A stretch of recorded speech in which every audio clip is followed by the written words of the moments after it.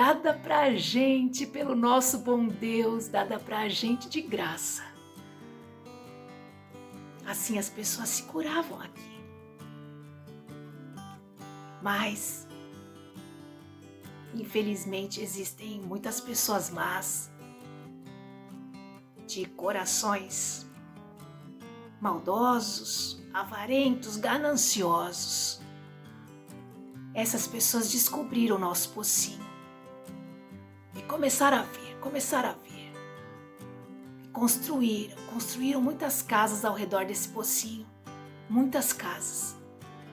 Até uma igreja bonitinha, que tinha no alto da torre uma cruz dourada. Mas essas pessoas começaram a vender a nossa água santa para curar os doentes. Que tristeza, que tristeza. Ah, mas a natureza tem uma sabedoria. Uma noite, todo mundo escutou um estrondo. Bum!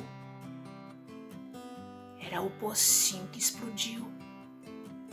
E a água do pocinho invadiu a cidade, cobriu toda a cidade, até a igrejinha, o alto da torre e a cruz dourada. Toda a cidade ficou submersa.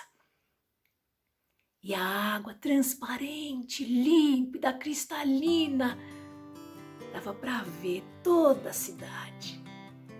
E quando o sol raiava, estava cravando lá em cima, meio-dia, ele iluminava toda a cidade. E todo o raio de sol ia direto para aquela cruz dourada. E a cruz dourada ficava toda à mostra na grande lagoa que se formou. Bonito demais, mas isso foi a lição dada da natureza, para ensinar esses homens que têm esse coração maldoso, interesseiro. É isso. E você sabe, eu tenho muito medo dessa sem-vergonhice toda, porque se essa sem-vergonhice toda continuar, Deus nos livre, porque essa água pode invadir ainda mais a nossa cidade.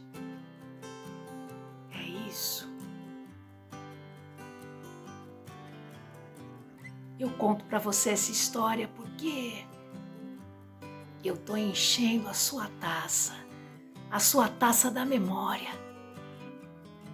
para você derramar em quem quiser ouvir, para você levar essa história e ensinar os homens, as mulheres, a terem o coração puro, coração de criança, que entende as coisas divinas da vida e que compreende como é que se deve tratar a natureza.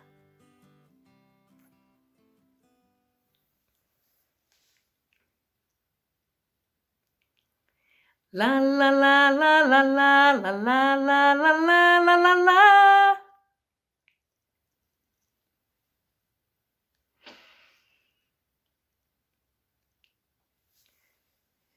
E foi assim que essa senhora, muito lúcida, muito sensível, me ensinou a encher as muitas taças da memória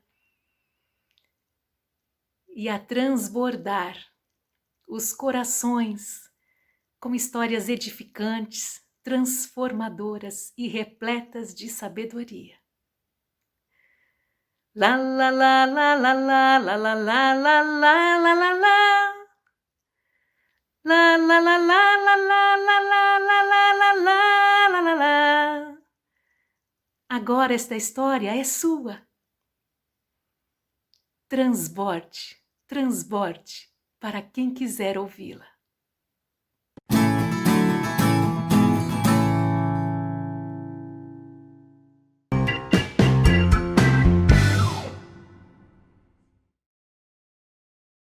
Crianças, eu confesso a vocês que eu fui surpreendida por tamanha emoção. Que coisa bonita! É muito bonito quando a gente não esconde o que a gente sente, não é? E eu fui surpreendida por essa emoção, revisitando aqueles instantes tão bonitos que eu vivenciei ao lado daquela velhinha, tão velhinha, possuidora de um coração tão puro, tão generoso, e que quando me contou essa história, revelando corações avarentos, interesseiros, vejam só, hein? A natureza se rebela e ensina a essas pessoas que não é assim que se vive, que não é assim que se faz. Pois muito bem, fiquei pensando, será que essa história não vai ao encontro da gente, não vem ao encontro da gente para fazer a gente refletir sobre este momento específico que estamos vivendo? Será que esse vírus não invadiu o mundo para nos ensinar como devemos tratar a natureza? Porque quando falamos de natureza, estamos também falando da natureza humana. Tantos equívocos. E hoje a natureza se refaz e mostra como ela merece ser olhada, merece ser visitada e merece viver em sua plenitude. Quantas reflexões! Vamos juntos então para o baú da memória e conhecer um pouquinho mais de Lagoa Santa, essa cidade tão bonita e que me faz chorar. Me faz chorar de beleza, mas é claro. Vamos abrir? Opa! Lagoa Santa. Lagoa Santa, sem dúvida alguma, é uma cidade muito bonita. E eu vou dizer para vocês, já que eu estou confessando muitas coisas hoje como um segredo, eu digo para vocês que adoraria viver em Lagoa Santa. Lagoa Santa apresenta notório patrimônio natural, espeleológico, paleontológico, arqueológico, histórico e cultural. Tudo ciência que estuda cavernas, que estuda ossos humanos, vidas humanas que viveram há milhões e milhões de anos atrás, a cultura. Lagoa Santa é repleta de histórias, gente. A cidade conta muitas descobertas e pesquisas realizadas nela desde o século XIX, tendo o dinamarquês Dr. Peter Lund como pioneiro nesses estudos. Em Lagoa Santa, o Dr. Peter Lund encontrou restos de esqueletos humanos e da antiga fauna. Em 1970, pesquisas arqueológicas na região descobriram Luzia. Vocês conhecem Luzia?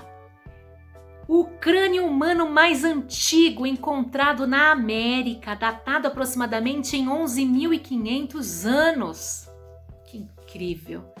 Os trabalhos realizados em Lagoa Santa contribuem para diversos conhecimentos, com pesquisas e estudos de relevância nas áreas de arqueologia, espeleologia, ecologia, botânica, geografia, antropologia, etc, etc, etc. Conhecer as grutas de Lagoa Santa é um presente da natureza. Eu conheci e convido todos vocês a pesquisarem e a conhecerem também. A gente se vê ainda mais conhecedores de tantas coisas que habitam o nosso Brasil e também cheios de emoção. Esse é o show da Luna, Luna, Luna. Esse é o show da Luna, tudo que é pergunta a Luna faz. Porque a luz acende, cadê a estrela cadente? Porque a gente perde dente, será que existe duende? Dá pra andar de trás pra frente, abacaxi não tem semente. Tudo que é pergunta a Luna faz. Esse é o show da Luna, Luna, Luna.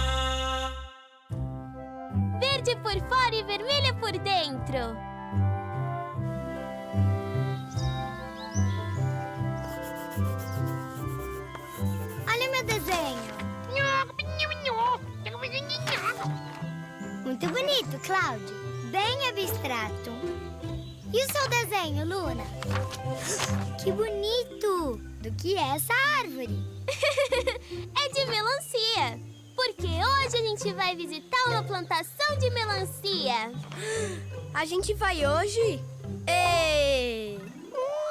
Árvore de melancia é assim mesmo? Eu não sei, Ayo. Eu nunca vi uma árvore de melancia. Quer dizer, não ainda. Eu também não. Eu acho que ela deve ser bem grande. Assim, ó. É mesmo.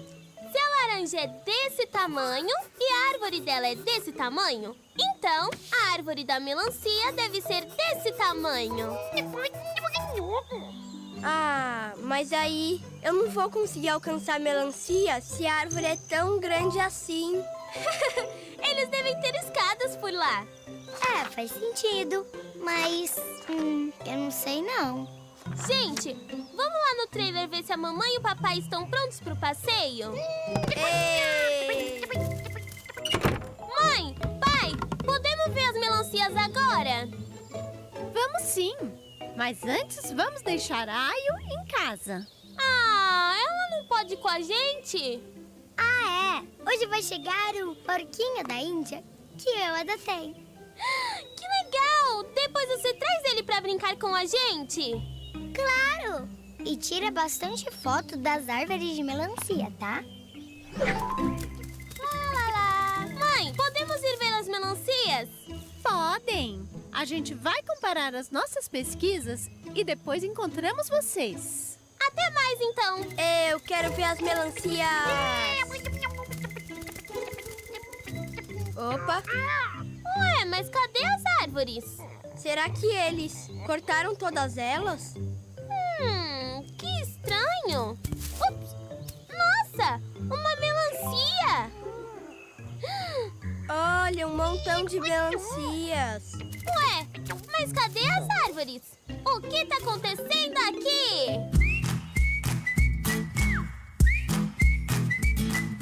Eu quero saber por que o gato mia. Verde por fora, vermelha por dentro é a melancia. Eu quero saber, não quero dormir. O que tá acontecendo eu vou descobrir. Luna, parece que essas melancias estão tomando um solzinho, né? Parece mesmo, mas quem deixou elas espalhadas no chão? Alguém deve ter colhido elas e deixou elas aqui. Mas cadê as árvores? Você acha que essas melancias caíram do céu? Eu nunca ouvi falar de melancia caindo do céu. Talvez essa árvore seja invisível. Ou ela é tão pequenininha que a gente nem consegue ver direito. Será? Vamos lá, Luna. Vamos investigar. Tá bom, vamos ver isso. Olha, tem um cabinho saindo da melancia. Boa, Cláudio. Vamos ver de onde ele tá vindo. Hã? Olha, o cabinho tá vindo da terra. Ah, vai ver que a melancia deve nascer direto da terra. Sem árvore? Ou a melancia é a árvore dela? Meninos, já sei como a gente vai descobrir isso. Vamos fazer de conta que a gente era melancia. Yay! E vamos descobrir de uma vez por todas onde nasce a melancia.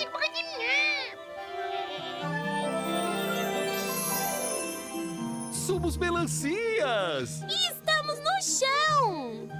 Ainda bem, porque eu tenho um pouco de medo de altura.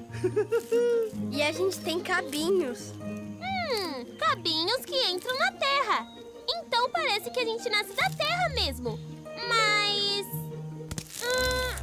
Olha! As raízes!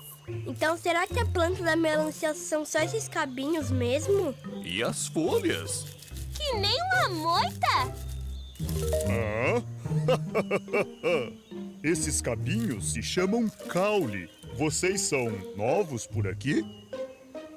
É Eu sempre quis saber como é morar numa árvore. Não dá. A gente é muito pesado pra isso. A gente é a turma do chão, né, primos? Primos? É, o pepino e a abóbora são nossos primos. E somos plantas rasteiras também. Mas que curioso!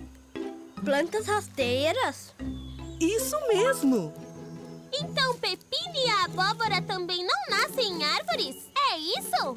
Não, eles são frutas, como todos nós. Uau! Isso é incrível! Calma, vocês ainda não viram nada. Nem toda fruta nasce em árvore, nem toda planta é trepadeira. É só seguir o caule e ver, maçã vem da macieira. Melancia é planta rasteira, cheias de água e muito docinhas, grandes e redondas, somos melancias, direto da terra, somos saborosas, no solo seco ficamos mais gostosas. Melancia não nasce em árvore, são muitas espécies de árvores, a melancia nasce do chão. Melancia não nasce em árvore, são muitas espécies de árvores, a melancia nasce do chão.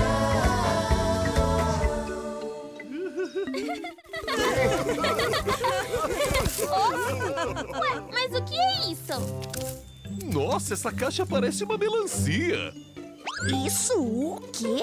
Me chamou de caixa? Oh, uau! Uma melancia quadrada. Ah, eu sou cúbica. Melancia cúbica? É, nem toda melancia é redonda. Ué, mas como você ficou cúbica, dona Melancia Cúbica? Seus pais eram cubos também? Não, é que eu morava numa caixa. E aí eu fui crescendo e adquiri esse formato. Luna, Júpiter, Cláudio! Venham ver! Vocês não vão acreditar nisso! Vocês já viram uma melancia cúbica? Na verdade, nós já vimos. Eu aposto que essa melancia morava numa caixa. Ah, como você sabia? É que a gente fez uma investigação científica sobre melancias. Né, meninos? E se a gente preparasse um show pra contar tudo que a gente aprendeu sobre melancias? Eu ia querer esse show na primeira fileira. Eu também. Ah, mas eu acho que aí eu ia gostar de ver o show das melancias também. Se você fizer o show mais tarde, ela vai poder ver também. Boa ideia, mãe! 1, 2, 3, 4. Nem toda fruta nasce em árvore, nem toda planta é trepadeira. É só seguir o caule e ver, maçã vem da macieira. Melancia é planta rasteira, cheias de água e muito docinhas, grandes e redondas, somos melancias, direto da terra, somos saborosas, no solo seco ficamos mais gostosas.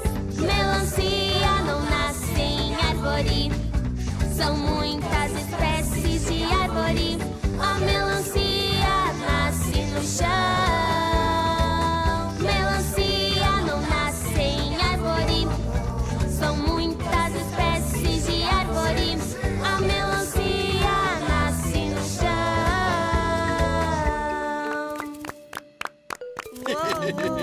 Oh, uma melancia Júpiter! Esse show me deu uma fome de comer melancia. É mesmo? Eu também vou querer.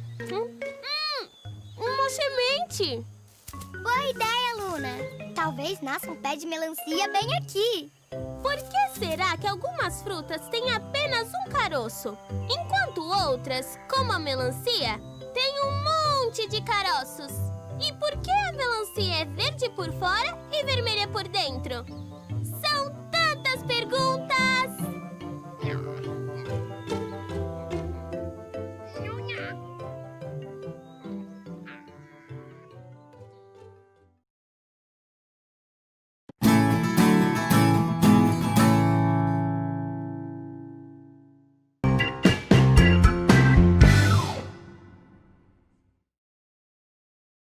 E hoje nosso dia está tão transbordante de emoções, de histórias, de segredos, que eu vou contar para vocês outro segredo.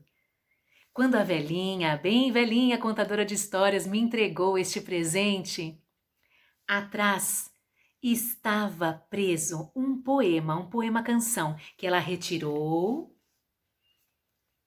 e declamou para mim. Vamos recitar?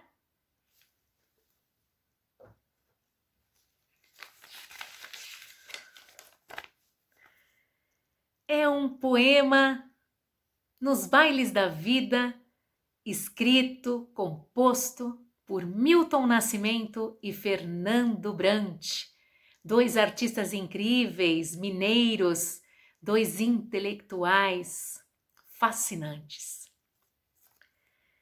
Foi nos bailes da vida ou num bar em troca de pão que muita gente boa pôs o pé na profissão de tocar um instrumento e de cantar, não importando se quem pagou quis ouvir. Foi assim. Cantar era buscar o caminho que vai dar no sol. Tenho comigo as lembranças do que eu era. Para cantar nada era longe, tudo tão bom. Até estrada de terra na boleia de caminhão. Era assim. Com a roupa encharcada, a alma repleta de chão, todo artista tem de ir aonde o povo está. Se foi assim, assim será. Cantando me disfarço e não me canso de viver nem de cantar. La la la la la la la la la la la la la la. La la la la la la la la la la la la la. La la la la. La la la la. La la la la la la la la la la la la la la la la la. E com minha alma encharcada de tanto amor que eu sinto pela minha profissão, artista contadora de histórias, assim como a contadora de histórias mineira, velhinha, tão velhinha e tão lúcida. Fica aqui a minha homenagem a todos os artistas brasileiros que estão enfrentando valentemente essa situação que estamos vivendo. Tantos artistas que precisam sustentar suas famílias e não podem ir ao povo. Estão se reinventando, estão ressignificando seu trabalho e, portanto, sua existência. Fica aqui, então, o meu grande agradecimento a todos os artistas, uma homenagem sincera, porque estamos juntos neste caminhar. Um grande beijo para todos vocês. A gente se vê ainda mais encharcado, não só de emoções, mas principalmente de pensamentos. Precisamos refletir sobre tudo o que está acontecendo e nos acontecendo neste importante período que estamos vivendo.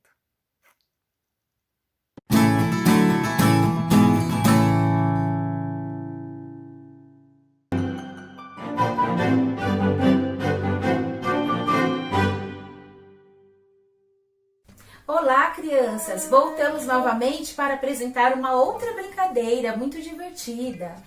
Esta brincadeira conhecemos como brincadeira da boca do palhaço. Utilizaremos um pedaço de papelão, tinta guache ou canetinhas, tesoura para que possamos cortar a boca do palhaço. Eu utilizei um pote para fazer essa forma maior.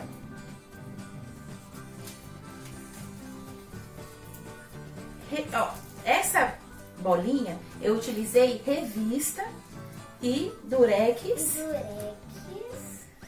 largo, mas pode ser também qualquer um outro durex ou até mesmo fita crepe.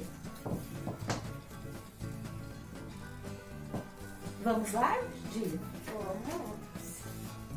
Pode arremessar a bolinha. 1, 2, 3, 4. Essa daqui, ó. A de papel. 5. Muito bem. Se vocês não estiverem bolinhas, pode ser feita a bolinha de papel com revista ou folha de sulfite. Esta brincadeira, além de ser muito divertida, é importante porque trabalharemos formas, cores, a linguagem visual, artística e os movimentos corporais. Espero que vocês divirtam-se aí em casa com toda a família e a professora gostaria muito de ver vocês brincando. Tudo bem? Beijos! Até a próxima!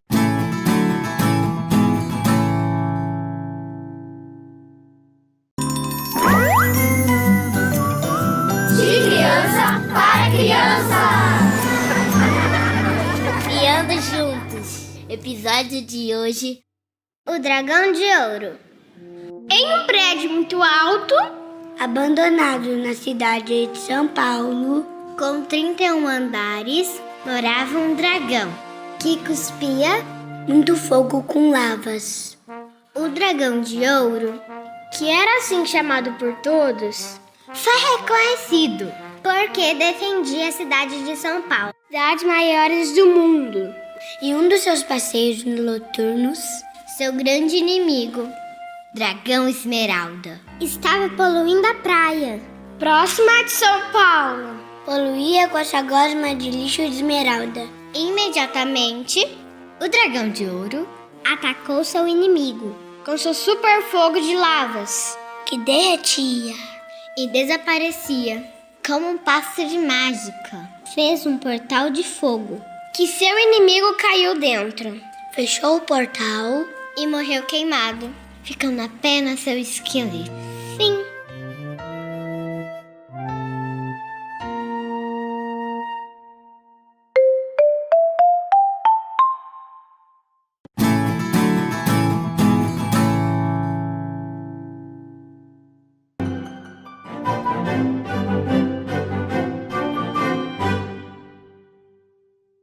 Olá, eu sou a professora Viviane, do SEI Raios de Sol Brilhante, faço parte do maternal da Sala 7 junto com a professora Thaís, e a história de hoje chama-se Que Festa, da autora Elisa Toyama. Na cozinha da Dona Maria aconteceu uma coisa deliciosa. Querem saber o quê? O milho chegou correndo e a colher admirada foi logo perguntando: Ei, Milho, eu não quero meter a colher onde não sou chamada, mas aonde é que você vai com tanta pressa assim? E o Milho, ao mesmo tempo que corria, ele respondia: Eu vou participar da festa junina. Daqui eu vou correndo para a panela quente, vou dar uns pulinhos por lá e vai ser muito divertido, vai ser muito legal. E os outros, ouvindo aquilo, ficaram todos assanhados e logo gritaram: Ei, ei, esperem por nós, também queremos ir. E sabe quem eram? O sal, a manteiga e o queijo. E será que eles chegaram lá? Chegaram sim. E sabe o que aconteceu? E o que será que foi isso? Ó, uma grande bacia de pipoca ficou pronta. Todos participaram felizes daquela festança. Viva São João! E essa foi a nossa história de hoje. Um beijo e até a próxima!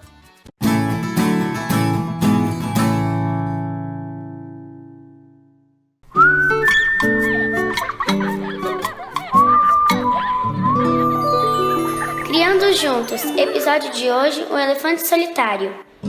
No zoológico de Guaratinguetá, morava um elefante chamado Wilson, que vivia muito sozinho, pois não tinha nenhuma companhia de sua espécie. Um dia, ele ficou pensando como seria o mundo lá fora. Resolveu então conversar com seu vizinho Léo, o leopardo. Léo, você sabe como é o mundo lá fora? Já ouvi falar, respondeu o Léo. Ando muito só, gostaria de encontrar uma companheira, disse Wilson cabisbaixo. Léo então teve uma ideia. Vamos fazer uma reunião com o camaleão, o coelho, a girafa e o leão. Decidiram conversar com o veterinário do zoológico. Dr. Osvaldo, nosso amigo Wilson precisa muito de uma companheira. Será que o senhor pode nos ajudar? Perguntou Léo. Vou consultar a administração para ver o que nós podemos fazer, respondeu ele. Os dias foram passando e nada. Wilson estava cada dia mais cabisbaixo. Seus amigos fizeram um protesto. O que está acontecendo aqui? Perguntou o veterinário. Wilson está triste, disse o Léo. Quando vocês vão responder ao nosso pedido? O veterinário então encontrou Matilde no zoológico de Americana. Wilson e Matilde se entenderam muito bem. Meses depois nasceu o Douglas. Os animais descobriram que quando todos se juntam com a mesma finalidade, tudo se torna real. Não é mesmo, Dr. Osvaldo?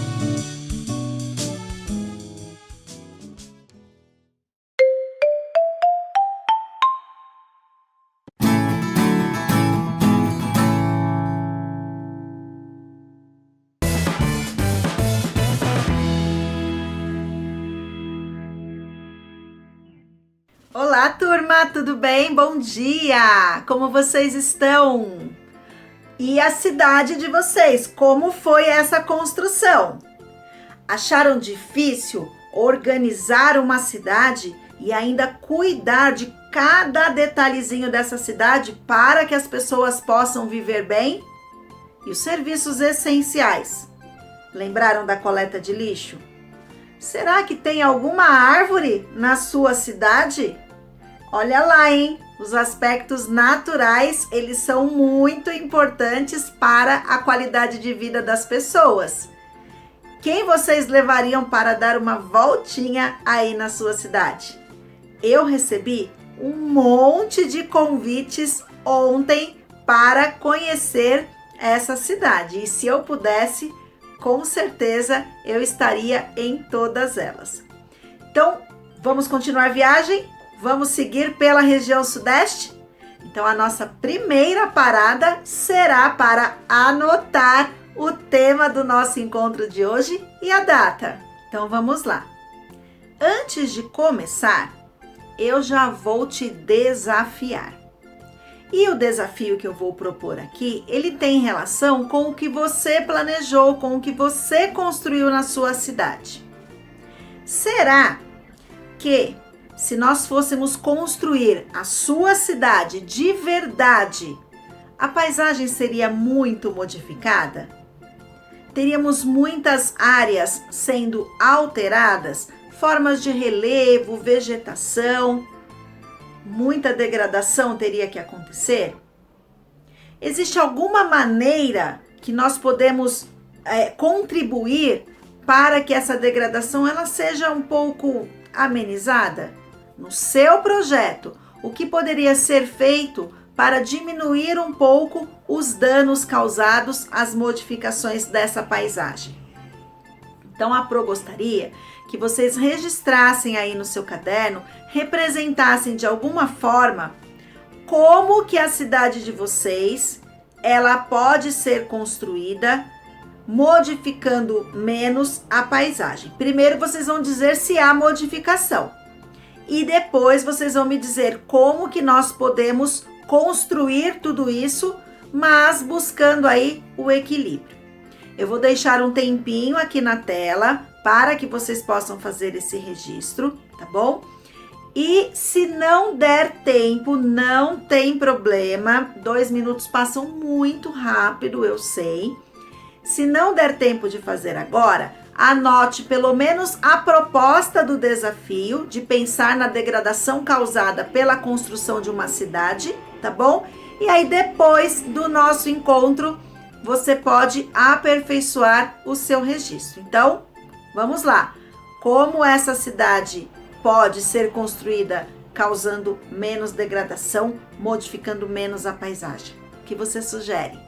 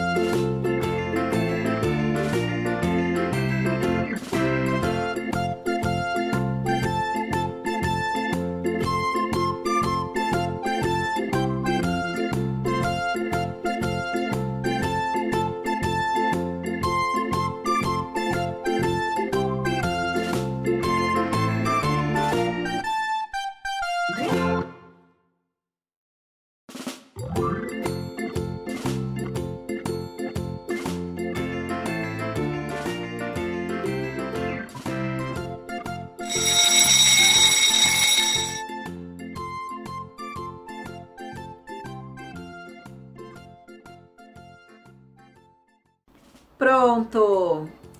Se não deu tempo de concluir todo o registro, não tem problema. Depois do nosso encontro, você aperfeiçoa ele, tá bom? Então, agora vamos seguir viagem aqui pela região Sudeste. A Pro não esqueceu das siglas não, viu? Eu só estou deixando aí mais tempo para que vocês possam lembrar e relacionar todas as siglas, porque nós vamos utilizá-las. E vai ser logo logo, tá bom? Então vamos continuar falando um pouquinho dos aspectos naturais da região Sudeste. Você lembra que a Pro te contou que a região Sudeste é uma das mais desenvolvidas sob o ponto de vista econômico? Então, desde a Rota do Ouro, quando descobriram ouro aqui na região Sudeste, e depois pela Rota do Café, foram muitas transformações na paisagem. Imaginem naquela construção que eu te mostrei da estrada de ferro que ligava São Paulo a Santos para conseguirem enviar o café para todo o Brasil e até mesmo para outros países. Quando aquela estrada foi construída, toda a vegetação que nós tínhamos ali na região, ela foi retirada. Quando nós perdemos essa cobertura vegetal, os animais, eles também perdem, porque eles perdem o seu habitat natural. Lembram disso? Eu já te contei sobre isso. Então, para a construção de qualquer coisa, nós temos os aspectos físicos sendo modificados, mas nós temos também os aspectos naturais. E por esse motivo é que a região Sudeste é formada por algumas misturas aí florísticas que é registrada, né, no acompanhamento que nós temos de tudo isso, ela é registrada como um dos biomas mais degradados que nós temos. Mas eu não entendi essa relação. Então, olha só. Preciso construir. Se eu preciso construir, eu acabo degradando áreas naturais. Então, os biomas que formam a região sudeste são considerados os mais degradados. Os biomas. A nossa região, mesmo correspondendo a 10% do território, ela é formada por mais de um bioma. Observem a imagem que eu vou te mostrar.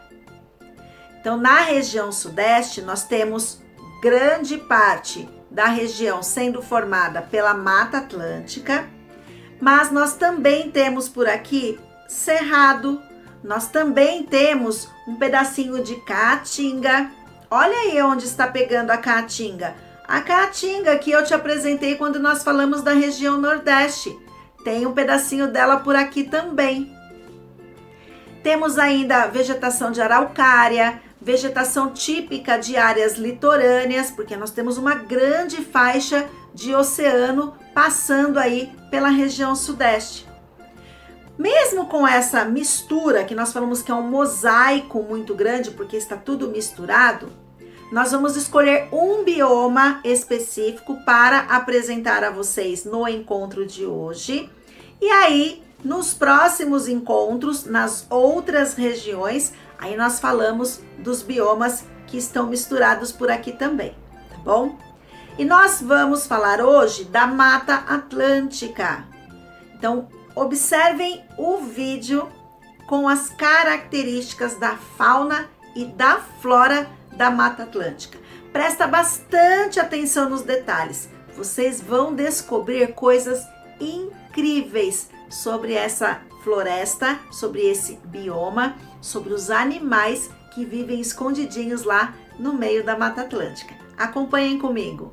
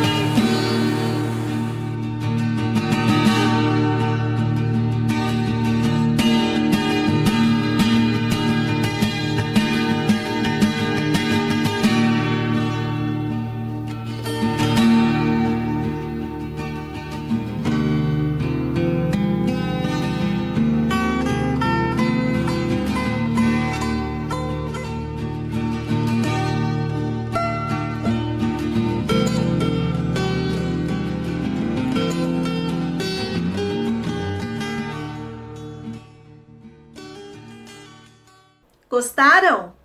Descobriram coisas novas? Esse vídeo, ele faz parte do Observatório da Biodiversidade. Então lá, eles possuem alguns projetos e entre os projetos está a observação das matas. Sabe como eles fazem isso? Eles colocam câmeras escondidas no meio da floresta que captam essas imagens incríveis que eu acabei de te mostrar. E com isso, eles podem compartilhar as informações com outros pesquisadores que também investigam e que descobrem cada vez mais informações sobre a nossa Mata Atlântica. Infelizmente, os animais que habitam essas florestas, eles estão ameaçados de extinção. Segundo o Ministério do Meio Ambiente, a Mata Atlântica, inicialmente ocupava cerca de 1,3 milhões de quilômetros quadrados. É muita coisa. Ela estaria espalhada por mais de 17 estados brasileiros. E olha como ela está hoje, né? Eu te mostrei no mapa, nós temos uma ocupação muito grande, mas a degradação da Mata Atlântica, ela é gigantesca. Principalmente por causa do processo de urbanização. Então, é uma mata que está sendo cada vez mais degradada.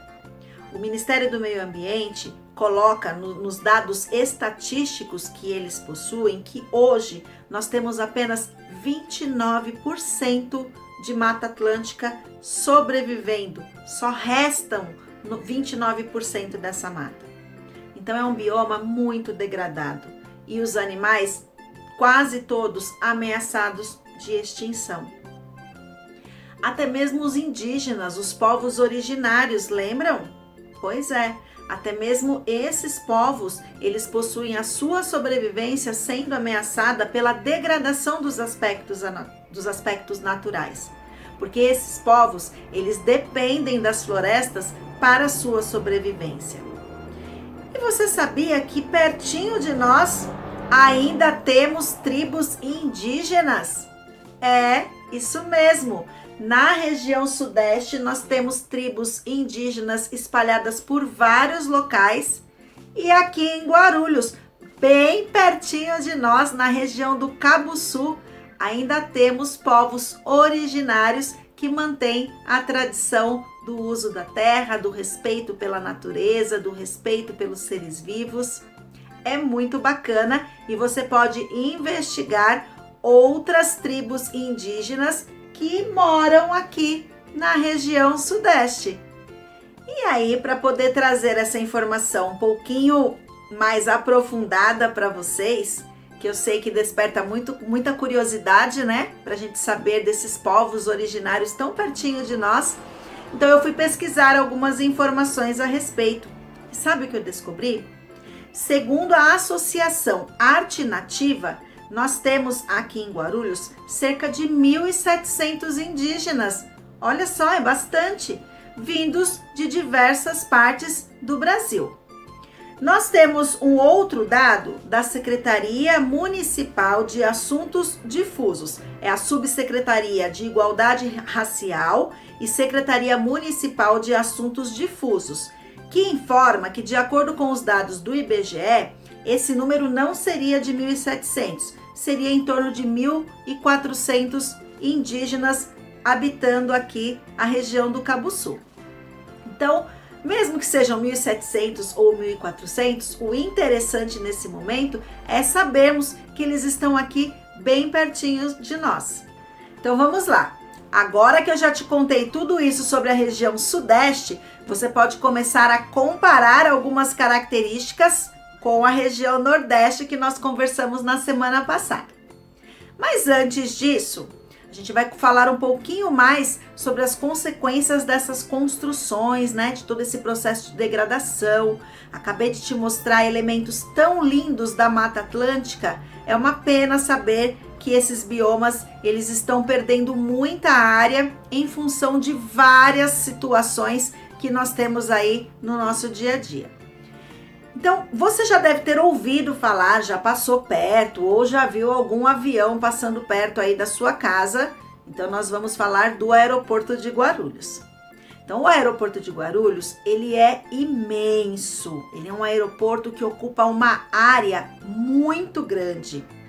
Segundo dados estatísticos, estima-se que em 2018, mais de 50 milhões de pessoas tenham passado por lá. É muita gente, não é mesmo? Agora, você consegue imaginar como era essa região do aeroporto antes da construção dele? O que será que nós tínhamos ali naquela região? Já que é uma área tão grande assim, o que será que nós tínhamos por lá? Esse é o meu desafio para vocês. Pensar a partir dos aspectos naturais que eu apresentei hoje aqui no nosso encontro, no antes e no depois da região do aeroporto de Guarulhos. É importante vocês perceberem essas transformações que nós temos nas paisagens. Então você vai pegar o seu caderno, vai dividir em duas partes a folha, vai marcar o antes e o depois. Pode fazer numa folha de sulfite também, anotem a data direitinho e coloquem lá o antes e o depois, tá bom?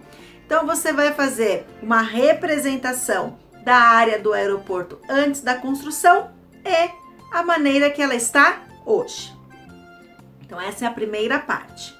Segunda parte do nosso desafio é observar o entorno aí do lugar onde você mora. Não é para ninguém sair de casa, tá bom?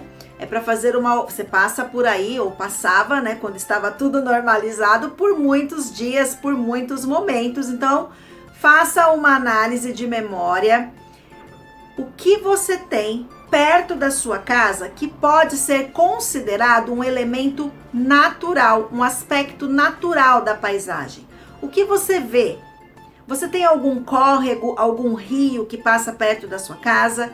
Consegue ver alguma área de floresta? Tem alguma árvore? Algum animal típico, característico, diferente que de repente esteja aí perto da sua casa? Então faça uma lista no seu caderno com os aspectos naturais que você observa aí no seu local de vivência, que faz parte da região sudeste. Vamos à síntese do nosso desafio? Então, primeira coisa, fazer a análise aí da região onde nós temos o aeroporto, que é uma área muito grande. Coloque para a Pro o antes, como você imagina que era isso antes e como nós temos isso agora. E a segunda parte é analisar os aspectos naturais que você consegue observar aí no seu local de vivência que faz parte da região sudeste. Amanhã eu espero vocês. Vamos falar sobre a cultura da região sudeste e, como parte do desafio, nós vamos já interagir aqui no programa. Nós vamos usar as siglas que formam os estados da região Nordeste e da região Sudeste. A região Sudeste ficou solicitada já no desafio e eu pedi para vocês já começarem a investigação também da região Nordeste. Nós vamos usar amanhã. Então eu espero vocês aqui. Caprichem! Até amanhã!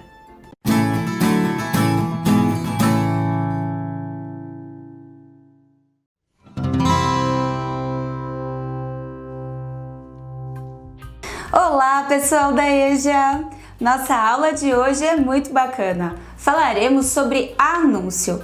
Todos vocês veem anúncios por todos os lugares, seja na TV, nas ruas, rádios, revistas, jornais e até na internet. Mas precisamos aprender a compreender essas informações. Por isso, muita atenção e tenham mais uma excelente aula.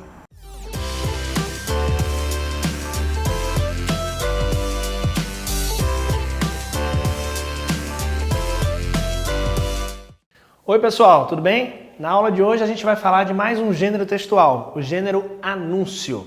O gênero anúncio, ele bebe na raiz de duas importantes áreas da nossa sociedade, que são a publicidade e a propaganda. A todo lugar que você for, você vai se deparar com situações provocadas por meio desses recursos. Uma propaganda sonora no rádio, alguém no meio da rua tentando vender alguma coisa para você, o intervalo de um programa na televisão, as páginas das revistas e dos jornais que são amontoadas com anúncios o tempo inteiro. Então perceba, o gênero anúncio está presente na nossa vida em diversas modalidades. E é importante que a gente saiba ler esses textos, até porque quando alguém está por trás desse anúncio, esse alguém está tentando propagar, transmitir alguma ideia para a gente. E essa ideia pode influenciar o nosso comportamento, influenciar as nossas opiniões. E se você não souber ler e interpretar esses textos, você pode ser influenciado de forma negativa. Então é sempre muito importante pensar quais são as estratégias, quais são os objetivos, por que a pessoa construiu o anúncio desse jeito, qual é a ideia que ela quer transmitir.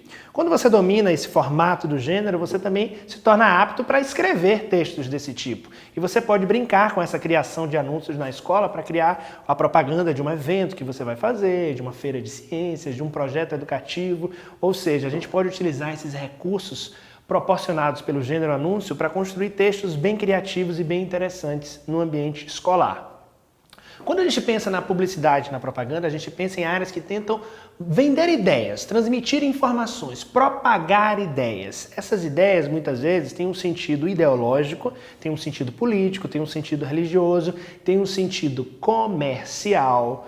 Ou seja, às vezes o que aparentemente parece uma celebridade simplesmente falando do produto que ela utiliza para lavar os seus cabelos, nem sempre essa informação ela vem à toa. Essa celebridade tem um contrato com uma marca, logo ela divulga essa marca, ela ganha dinheiro em cima disso, essa informação chega até você. Ou seja, já começa a se transformar não apenas numa mensagem qualquer, mas numa mensagem com um valor, com uma tentativa de convencimento.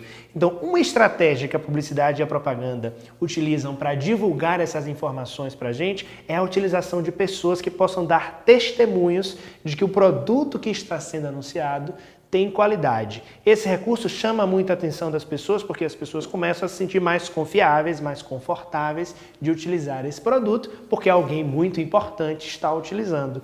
Mas pense sempre nas jogadas comerciais que estão por trás desses recursos. Nem sempre as informações são tão inocentes quanto parecem. Um outro recurso que a gente tem que estar atento é do modo que esses reclames, que esses anúncios chegam até nós. Pense, por exemplo, no rádio. Você ouve uma propaganda de 20, 30 segundos, muitas informações ao mesmo tempo, até porque no rádio é importante se comunicar de uma forma muito direta, de uma forma muito objetiva, porque a quantidade de palavras muitas vezes influencia também o pagamento por aquele anúncio. Então você está ali ouvindo uma música, de repente vem um anúncio, ou seja, há uma quebra na lógica, há uma quebra na relação que você está estabelecendo com aquele meio. E essa quebra ela é proposital. É no meio, por exemplo, de um programa de muita audiência, muitas pessoas estão ouvindo aquele programa no rádio naquele momento, entra um anúncio que faz com que você pense, nossa, será que eu preciso comprar esse produto? Será que eu tenho que ir a esse supermercado? Ou seja, muitas vezes as estratégias publicitárias colocam em nossa mente necessidades que a gente não tem e que são criadas exatamente pelas estratégias criativas de venda, pelas estratégias criativas de informar, de propagar essa informação.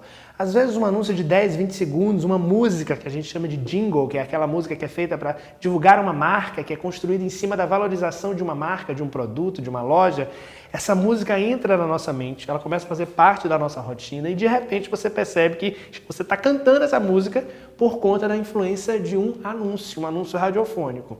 Na televisão, você já deve ter percebido que os anúncios aparecem a todo momento. Podem aparecer dentro de um programa, quando o apresentador interrompe, por exemplo, uma entrevista e diz que agora vai fazer um anúncio, vai dar um recadinho. Muitas vezes esse recado é a venda de um produto, tem dinheiro por trás. Ou seja, é preciso pensar também nas questões sociais, ideológicas, culturais que giram em torno da produção de um gênero textual como o anúncio. Nada está ali por acaso.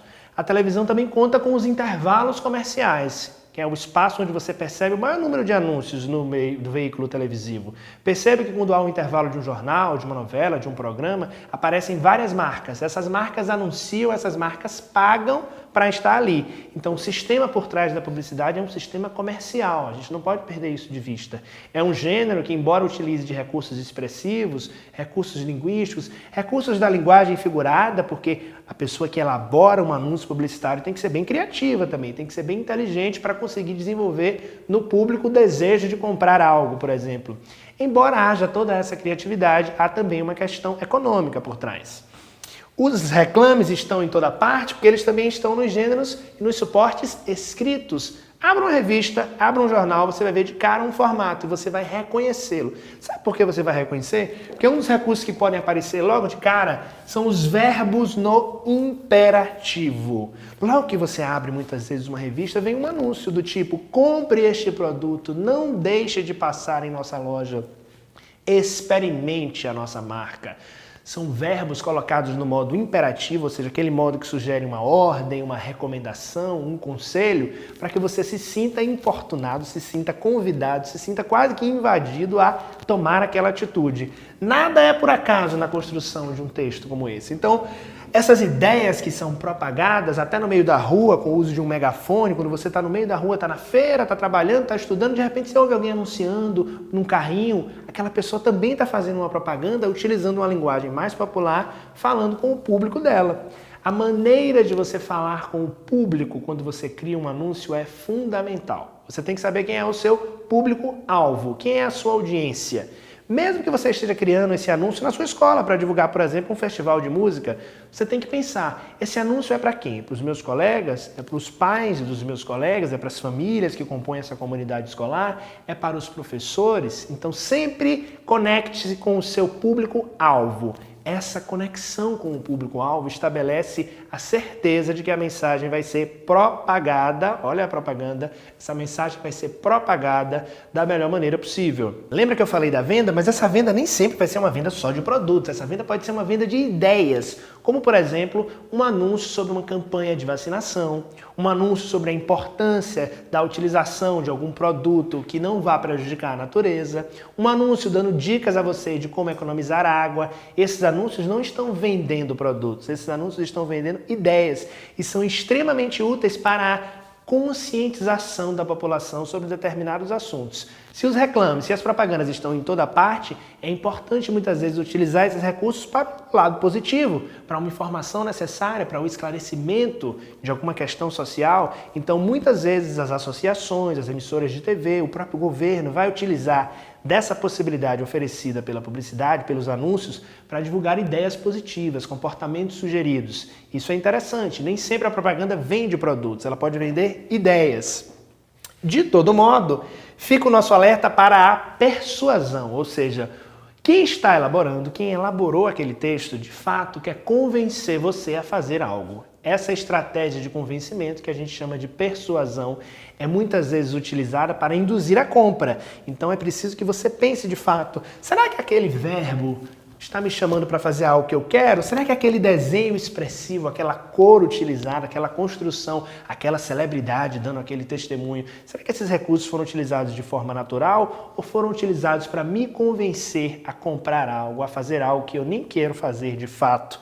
Pense nisso, a persuasão é a chave também da construção de um anúncio, porque acima de tudo, a pessoa que elabora o anúncio quer chegar ao público-alvo, quer convencê-lo a tomar uma atitude.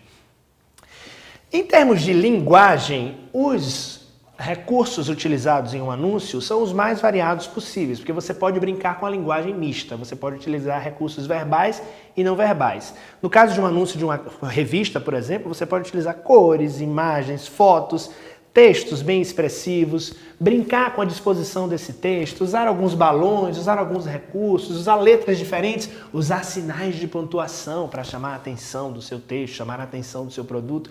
Esse é um recurso muito interessante que é usado quando a modalidade do anúncio é uma modalidade escrita. Quando é um gênero oral, quando o anúncio é veiculado no rádio, quando ele é veiculado na televisão, os mesmos recursos expressivos são utilizados, com a vantagem de que você pode utilizar uma melodia, você pode utilizar algum recurso sonoro que facilite a transmissão da sua mensagem e, no caso da propaganda em vídeo, dos recursos audiovisuais variados, de edição, de cor, que podem contribuir para a efetivação dessa mensagem. Quando a gente vê um gênero anúncio escrito, a gente percebe que tem uma estrutura relativamente básica. A gente tem geralmente um tema que está ali subentendido, não precisa anunciar, né? Esta é uma propaganda de perfume. Não, você percebe de cara se você vê, por exemplo, uma personagem ou um personagem segurando o perfume ou sugerindo que usa o perfume. Então o tema ele está bem estabelecido. O título nem sempre está tão óbvio, mas ele pode aparecer por ali, que é uma informação, uma frase que vai vir anunciando mais ou menos qual é a temática daquele anúncio. Vem o corpo do texto, ou seja, a disposição. Se for um anúncio impresso, muitas vezes você vai perceber que há alguns dizeres em cima e durante o texto podem vir pequenas frases construídas com o objetivo de continuar transmitindo essa informação. É o que a gente chama de corpo do texto, é o desenvolvimento dele. Que pode vir, por exemplo, uma lista de sugestões para você usar o produto, ou as razões para que uma determinada pessoa continue utilizando. Ou quando, por exemplo, há uma mudança na marca e a marca quer anunciar para você que mudou a embalagem, mudou a perspectiva. Então, há uma listagem de informações relevantes. Há também a assinatura. Que assinatura é essa? É uma marca que a gente também chama de logomarca, que é o formato por meio do qual a marca se apresenta para a gente, que pode brincar com letras iniciais dessa marca, pode brincar com símbolos que sugiram alguma identificação com esse produto. Essa assinatura é facilmente identificável, por isso que as marcas evitam mudar de forma muito abrupta com essas marcas, porque elas geram uma rotina, elas geram um costume. E quando você se acostuma com a marca, você passa a comprá-la, a adquiri-la, a aceitá-la em sua vida sem nem perceber, que é um dos objetivos também da propaganda. Transformar aquele produto, aquela ideia em algo natural para você. Existe também o slogan, que são aquelas frases-chave, frases impactantes, curtas geralmente, que criam um impacto em relação a um produto. Quando você diz, por exemplo, igual a esse não há nenhum, ou seja, um determinado produto e vem com essa frase embaixo, igual a esse não há nenhum. Primeiro que uma mensagem como essa, ela já quer lhe persuadir, né? Ela já quer dizer que aquele produto é o melhor em relação a todos os outros. E a repetição desse slogan, a repetição dessa frase ao longo do tempo, é internalizada pelo interlocutor, pelo público-alvo, e quando vê você está repetindo esse slogan em outros contextos, em outras situações, reproduzindo a ideia de uma marca, que é o objetivo de quem criou o anúncio, né? Então a gente percebe que o anúncio tem dimensões, tem uma dimensão comercial, tem uma dimensão econômica, tem uma dimensão mercadológica, já que gira em torno dessas modalidades da publicidade e da propaganda. O anúncio tem uma dimensão também positiva na transmissão de ideias importantes para a sociedade, na adoção de comportamentos adequados, a adoção de campanhas sociais para a valorização de alguma causa, para a adoção de alguma postura necessária para salvar o planeta. E o anúncio também tem uma dimensão criativa, até porque vamos combinar que para elaborar um texto como esse, seja ele oral ou escrito, com tantos recursos expressivos capazes de convencer o outro a adotar uma postura, a adotar um comportamento, é necessário bastante criatividade, a ponto de a gente poder dizer até que é uma arte fazer um anúncio tão criativo, né? Um anúncio tão expressivo por meio das possibilidades da linguagem verbal e da linguagem não verbal. Então, capriche na hora de elaborar um anúncio pensando nas formas de convencer e, acima de tudo, sendo verdadeiro, porque o objetivo dos textos é transmitir informações verdadeiras que cheguem ao nosso interlocutor, ok? Esse foi o tema da aula de hoje, então. Foi o gênero anúncio. Muito obrigado.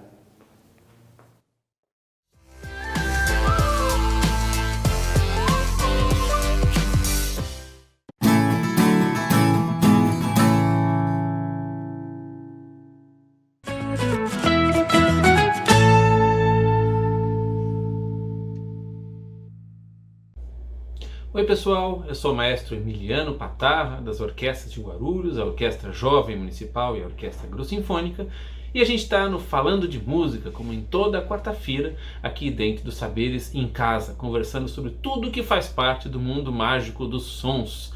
Hoje a gente vai falar de ritmo, essa parte tão importante de qualquer música. A gente vai mostrar para vocês alguns exemplos e vai fazer juntos algumas brincadeiras para aprender o que é ritmo. Então você já fica preparado, deixa um copinho pronto, que você vai precisar de um copinho na nossa atividade de hoje. E fica pronto para fazer os exercícios junto com a gente. Pode ser? E a gente se encontra de novo na próxima quarta-feira. Até lá!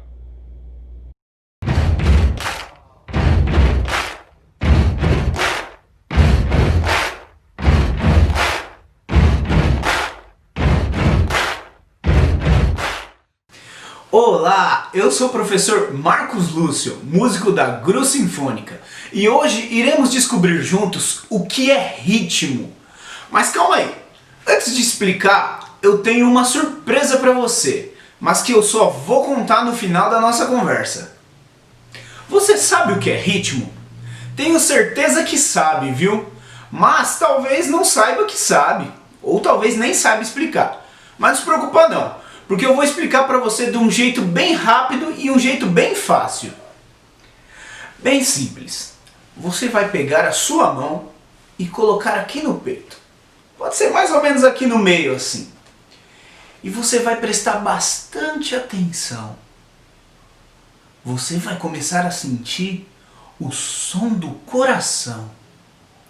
E se você prestar mais um pouquinho assim de atenção, você vai perceber que ele bate, que ele pulsa, mais ou menos assim, ó.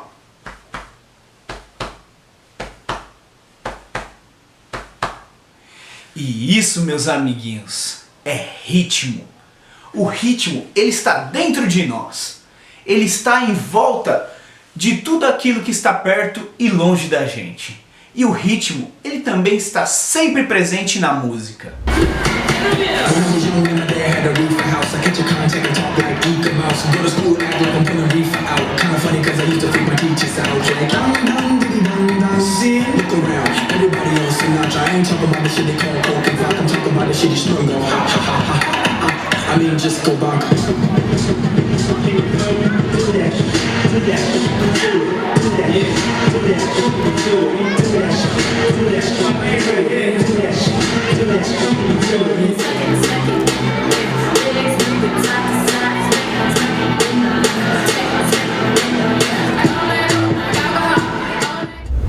Agora eu quero convidá-los a fazer um ritmo comigo e com aqueles meus colegas que apareceram no começo do vídeo.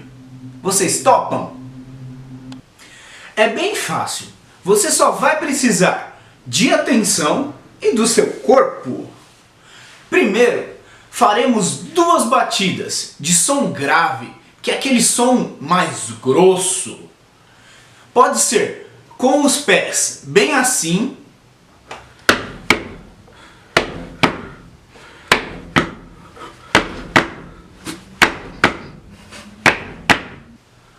ou com as mãos batendo na coxa assim, ó.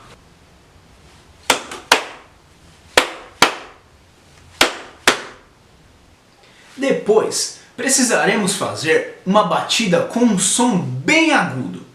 Agudo é aquele som mais fininho, mais estridente. Esse som pode ser feito por uma palma, igual aquela que a gente bate nos aniversários, sabe, no parabéns?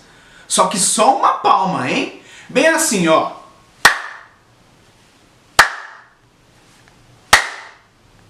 Mais uma vez, só pra gente não esquecer. Primeiro a gente precisa de 2 sons graves, que é aquele mais grosso, assim.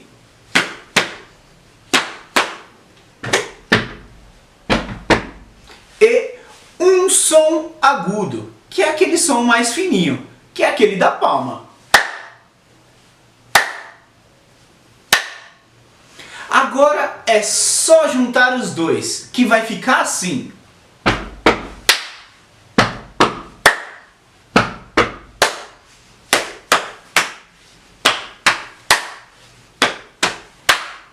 Vamos lá, só vocês agora.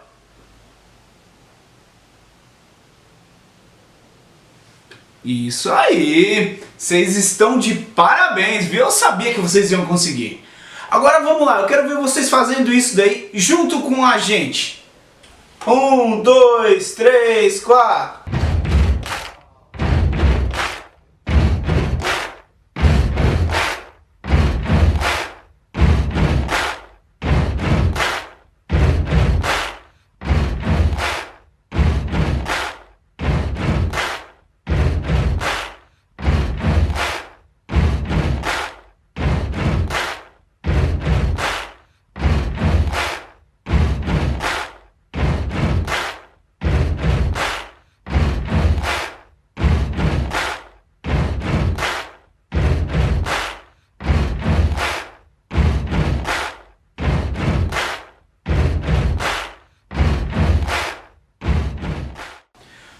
Muito bem! Eu tinha certeza que essa vocês tirariam de letra. Não ia ser dificuldade nenhuma para vocês.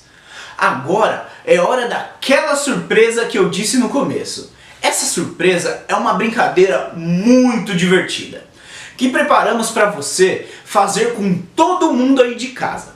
E para isso eu vou chamar o meu queridíssimo professor Roberto, que vai ensinar para nós essa brincadeira muito legal.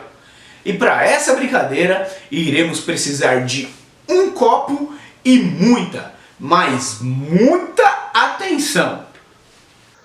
Obrigado, professor Marcos. Agora, pessoal, vou fazer um desafio. Será um jogo rítmico. Para isso precisamos apenas de um copo e muita atenção. O lugar da brincadeira pode ser algo plano, um chão ou uma mesa. E vocês irão perceber com esse jogo como é fazer um ritmo. Irão sentir exatamente como significa fazer um ritmo. Vamos lá? Eu vou fazer uma vez agora para vocês entenderem o jogo.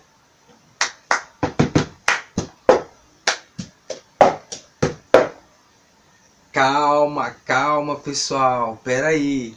Eu vou fazer 3 vezes bem lento para vocês entenderem.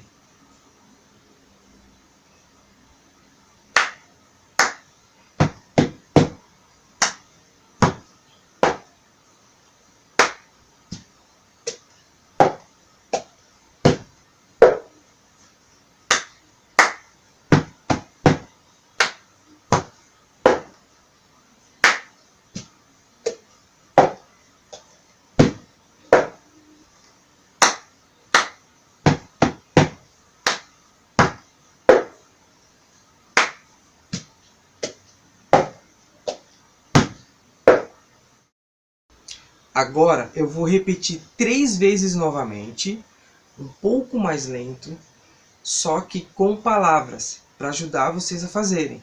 Vai ficar bem mais fácil, presta bem atenção. Palma, palma, bate, bate, bate, palma, pega, põe. Palma, pega a mão, bate, vira, bate, põe.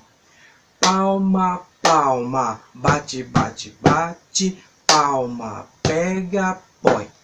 Palma, pega a mão, bate, vira, bate, põe. Palma, palma, bate, bate, bate, palma, pega, põe. Palma, pega, mão, bate, vira, bate, põe. Ok?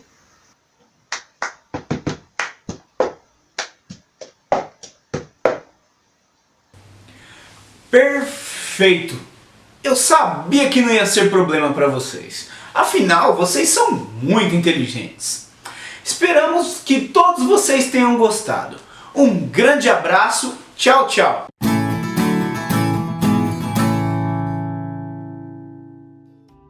Bom, turminha, e o programa Saberes em Casa chegou ao fim. Mas amanhã eu espero vocês às 9 da manhã. E se você perdeu alguma coisa, é só acessar o portal da educação. Até amanhã. Tchau, tchau.